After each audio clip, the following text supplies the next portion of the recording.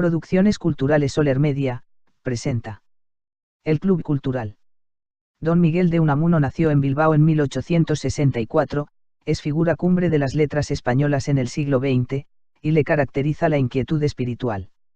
Estudió filosofía y letras, y obtuvo la cátedra de griego de la Universidad de Salamanca, ciudad a la que había de considerar como su segunda patria.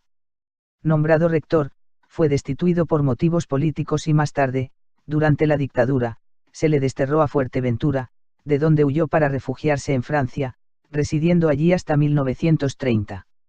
Vuelto a España, ocupó de nuevo el rectorado de la universidad, hasta que le sobrevino la muerte, el 31 de diciembre de 1936. Unamuno fue un vasco de temperamento batallador aclimatado en Castilla.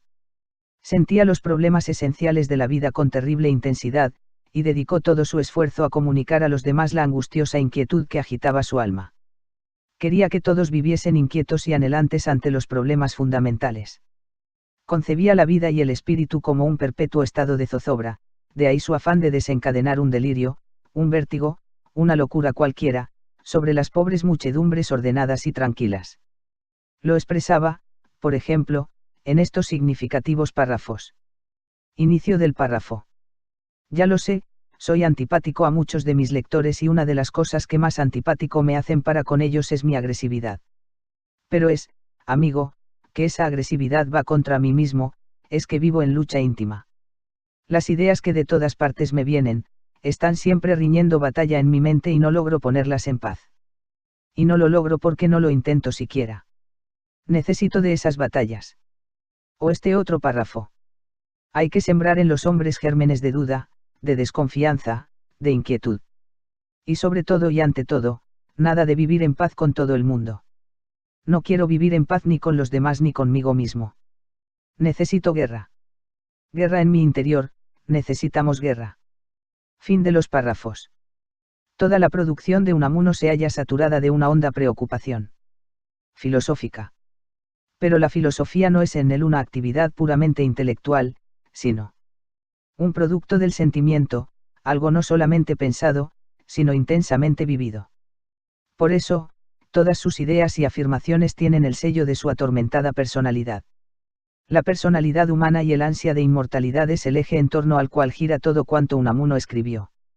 Afirmaba Unamuno, que el hombre concreto de carne y hueso, es decir, no la humanidad en abstracto, es el sujeto y supremo objeto a la vez de toda filosofía, y que la cuestión humana, es la cuestión de saber qué habrá de ser de mi conciencia, de la tuya, de la del otro y de la de todos, después de que cada uno de nosotros se muera.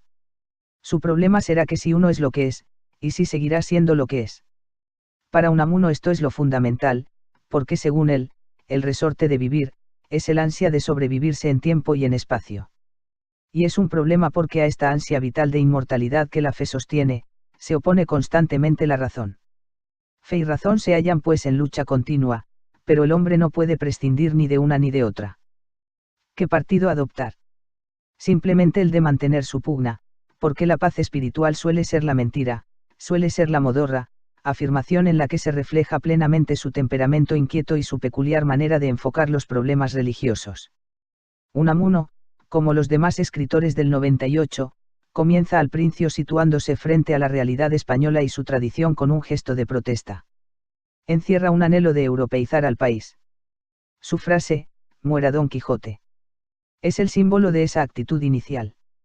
Más tarde las cosas cambian, al agudizarse en él la conciencia religiosa, y al descubrir la existencia de una tradición que no es la de la denostada época de los Austrias, sino una tradición que radica en el fondo intrahistórico del pueblo español, es decir, en la verdadera esencia o alma de España, a la cual llega a través de su paisaje, de su lengua y de sus costumbres. Su posición religiosa le hace ver ahora el progreso científico, objetivo capital de la cultura europea, como algo secundario. Por otra parte, el estudio de España le ha mostrado que es el país más hondamente interesado por las cuestiones eternas.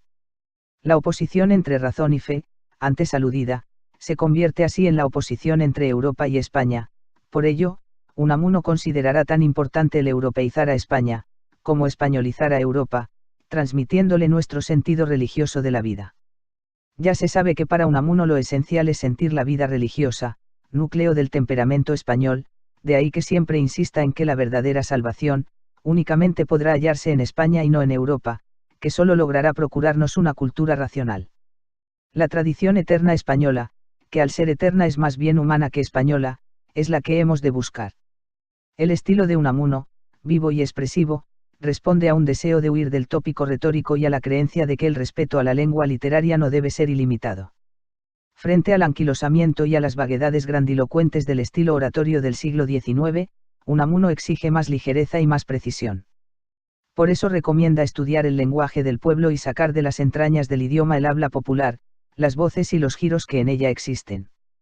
De acuerdo con esta actitud de independencia respecto de la tradición literaria, Unamuno juega constantemente con el idioma, retuerce los vocablos, despoja a las palabras de su significación actual, atribuyéndoles su primitivo sentido etimológico, y desarticula el lenguaje convirtiéndolo en un instrumento para la expresión de su pensamiento atormentado y contradictorio. De ahí la abundancia de paradojas y antítesis, que unidas a frecuentes exclamaciones, dan a su prosa brusca y acerada, un tono personalísimo. Aunque en toda la producción de Unamuno late una preocupación filosófica, buena parte de esta es expresión directa de su pensamiento. Así lo vemos en sus ensayos y comentarios filosófico-religiosos. La mayor parte de los ensayos de Unamuno se hallan recogidos en 7 volúmenes. En ellos se refiere a los más diversos temas, filológicos, literarios, filosóficos, religiosos, patrióticos, etc. Destacan, entre otros, los 5 volúmenes en torno al casticismo, de 1895, sobre la tradición y el alma de España, en los que aún se advierte entusiasmo por la cultura europea. Por el contrario, en la obra Vida de Don Quijote y Sancho, hay una apasionada exaltación a Don Quijote, tomándolo como símbolo del espíritu español, y del anhelo de inmortalidad frente al racionalismo europeo. Unamuno rehace aquí, en 1905, la historia del ingenioso hidalgo, glosando sus más importantes capítulos, de acuerdo con su particular punto de vista. Cita de 2 párrafos. Párrafo primero. El ansia de gloria y de renombre es el espíritu íntimo del quijotismo, el toque está en dejar nombre por los siglos de los siglos, en vivir en la memoria de las gentes, el toque está en no morir, esta es la raíz última de las raíces de la locura quijotesca. Fin del primer párrafo. Párrafo segundo. Señor. Fundaste tu pueblo, el pueblo de tus siervos Don Quijote y Sancho, sobre la fe en la inmortalidad personal, mira, Señor, que es esa nuestra razón de vida y es nuestro destino entre los pueblos, el de hacer que esa nuestra verdad del corazón, alumbre las mentes contra las tinieblas de la lógica y del raciocinio, y consuele los corazones de los condenados al sueño de la vida. Fin del párrafo. Tiene sumo interés, el vibrante prólogo de la obra, en él, Unamuno afirma la necesidad de vivir en continuo vértigo pasional, y es porque dice que solo los apasionados llevan a cabo obras verdaderamente duraderas y fecundas, y asimismo, propone la santa cruzada de ir a rescatar el sepulcro del caballero de la locura del poder de los hidalgos de la razón. Desde el punto de vista ideológico, su obra fundamental, y hablamos de 1913, es la titulada del sentimiento trágico de la vida. En ella plantea, en toda su amplitud, el tema de la inmortalidad, y el del conflicto entre la razón y la fe, entre la lógica y la vida, entre la inteligencia y el sentimiento. Y es, en la imposibilidad de conciliarlas, donde radica según Unamuno, el sentimiento trágico de la vida, que es el que distingue a los españoles de los demás pueblos europeos. Ya observamos que, según él, la fe solo será fecunda y salvadora, cuando tenga como base la lucha constante entre el escepticismo racional y el ansia vital de inmortalidad. Citando sus propias palabras. Inicio de la cita. Ni el anhelo vital de inmortalidad humana haya confirmación racional, ni tampoco la razón nos da aliciente y consuelo de vida y verdadera finalidad a esta.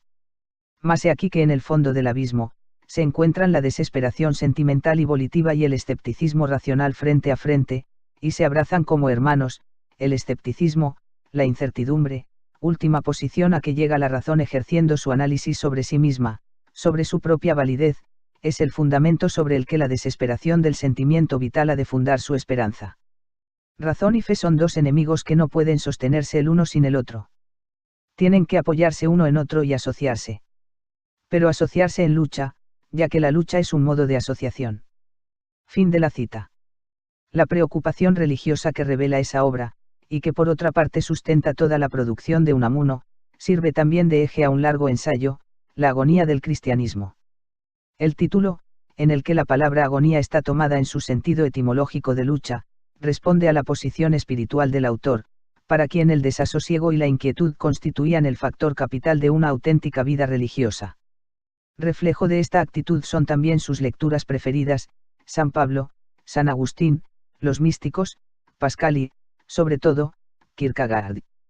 Recientemente se ha puesto de relieve por el profesor Aranguren, el origen protestante del modo unamuniano de sentir y pensar, y la entraña luterana de la obra de don Miguel de Unamuno, exasperadamente luterano y protestante por naturaleza, salta de la desesperación a su contrario, la fe, exactamente igual que Lutero y Kierkegaard. Y como ellos, su contradicción existencial, el desgarramiento interior, el sentimiento trágico de la vida. Hablemos de las novelas y de la visión del paisaje de Unamuno. Las novelas de Unamuno vienen a ser una proyección literaria de sus problemas personales. Si se prescinde de Paz en la guerra y de San Manuel Bueno, todas son novelas fuera de lugar y tiempo determinados, en esqueleto, a modo de dramas íntimos, ya que en ellas se elimina toda alusión al paisaje y a las circunstancias que rodean a los agonistas, como dice el autor.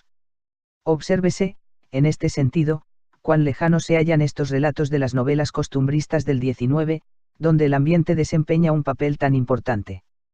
Pero la diferencia no solo estriba en esto, para Unamuno la personalidad humana no es algo estático, sino en constante devenir, por eso no nos presenta un conflicto psicológico, que en el fondo puede ser ajeno a la esencia de los personajes, sino cómo se van haciendo estos, única cosa que nos puede dar la clave de su íntima naturaleza.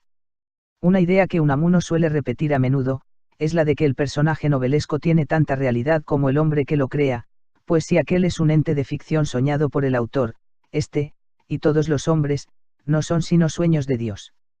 De ahí que, en una de sus novelas, Niebla, el protagonista se rebele contra el propio Unamuno, resistiéndose a morir, como éste le ordena. Entre las principales novelas de Unamuno figuran Paz en la guerra, en torno al Bilbao de la época de la Segunda Guerra Carlista, la ya citada Niebla, Abel Sánchez, que es un estudio de la envidia, La tía Tula, que es sobre el sentimiento de maternidad, y San Manuel Bueno, quizá la mejor de todas, en la que se vuelve a plantear el tema de la fe en la inmortalidad. Otros libros narrativos son, Amor y Pedagogía, acerba crítica de la pedagogía positivista, El espejo de la muerte, colección de cuentos, 3 novelas ejemplares y un prólogo. En los libros de paisajes. Muestra reunidas todas aquellas descripciones, del campo y de las ciudades españolas, que Unamuno eliminó de sus relatos novelescos. Las más importantes son, Por tierras de Portugal y España, y Andanzas y visiones españolas. Su técnica no es la de la descripción minuciosa y fría, propia de los escritores realistas, ya que lo que el autor hace es interpretar el paisaje, dejándose llevar por un sentimiento cordial y estético, que le hace descubrir sutiles relaciones entre la realidad física y el alma de España.